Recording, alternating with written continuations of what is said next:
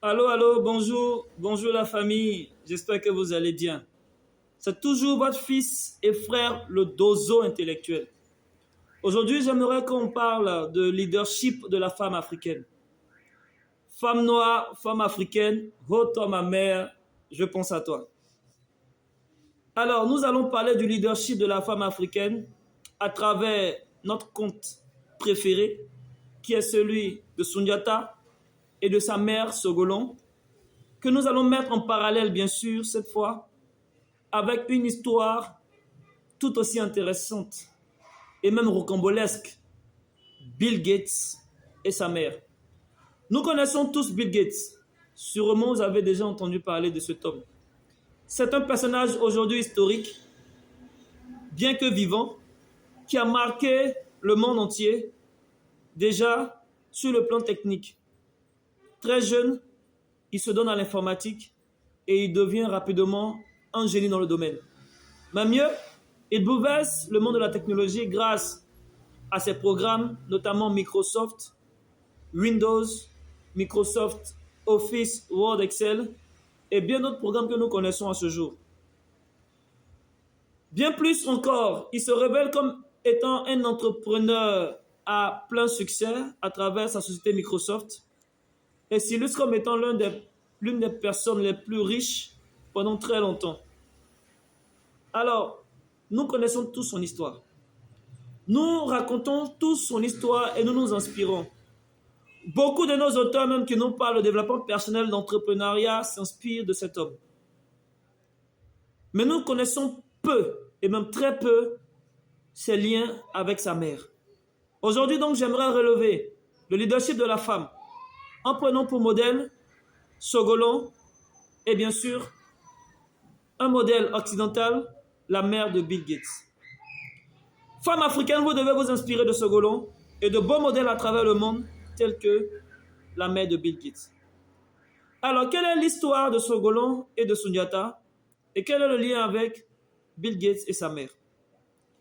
Nous connaissons tous la légende de Sundiata, grand empereur mandingue, qui est né de l'union d'un chef et d'une femme qui était décrite comme une femme laide, vilaine, une femme qui ne plaisait pas, une femme qui, au regard des hommes, était froide. Mais des chasseurs, des dozos, qui ont la science de l'au-delà, la science de l'animisme, la science de la chasse, sont venus voir le chef pour lui dire, chef, tu dois marier cette femme. Le chef dit, mais pourquoi? Il dit, seule une grande femme peut porter ton héritier qui sera l'empereur du Manding. Seule une femme de forte valeur spirituelle et morale peut donner l'éducation, peut donner la force, peut élever celui qui sera ton fils, ton digne héritier et empereur du Manding. Le chef même ne croyait pas, il était...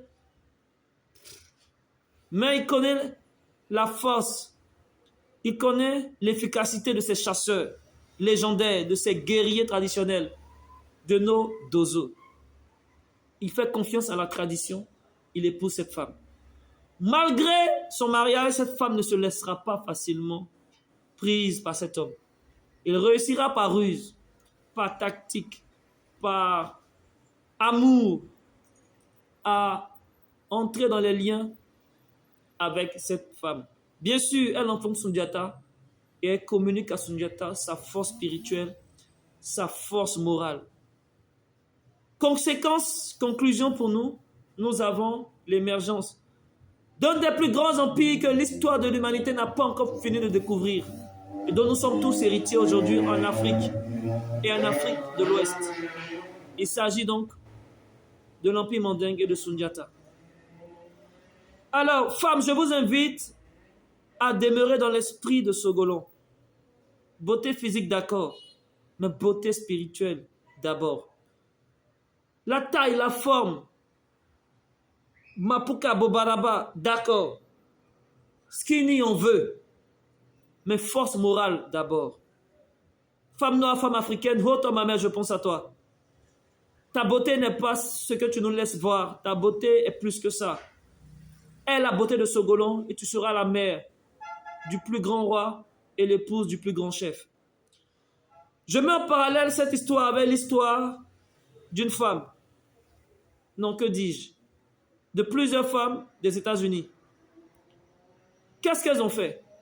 Pour Bill Gates, on nous dit que plusieurs femmes de son école, qui était une école parmi tant d'autres, une école en griffe banale, elles ont vu émerger l'informatique. Elles se sont dit, entre elles femmes, il faut qu'on fasse tout pour offrir un ordinateur à notre enfant, à nos enfants qui fréquentent une école. Et partout dans le monde, à cette époque, on parlait de l'émergence de l'informatique, mais c'était la macro-informatique, c'était des grands ordinateurs très chers. Leur école n'avait pas les moyens de s'offrir un tel ordinateur. Alors que Bill Gates, très jeune, montrait déjà ses passions pour l'informatique. Ce sont les femmes, ce n'est pas le gouvernement américain qui a offert à Bill Gates l'opportunité d'apprendre l'informatique. Ce sont les femmes de son école qui ont cotisé leur argent, qui ont vendu des choses pour acheter un ordinateur pour leur école et en plus pour payer encore des cours d'informatique à leurs enfants. Aujourd'hui, nous voyons beaucoup d'écoles en Côte d'Ivoire qui n'ont pas de cours d'informatique, qui n'ont même pas de salle d'informatique, qui n'ont même pas de bibliothèque. Et qu'est-ce qu'on fait? On attend le président, on attend les élections, on attend le ministre, on attend le député. Femmes noires, femmes africaines, prenez vos responsabilités dans l'éducation scolaire de vos enfants.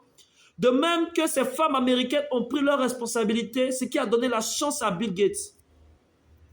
C'est ce que nous dit cet auteur, Mouraman Fofana, à travers son livre « Le défi ivoirien ». Et je lis « Les femmes donnent la vie.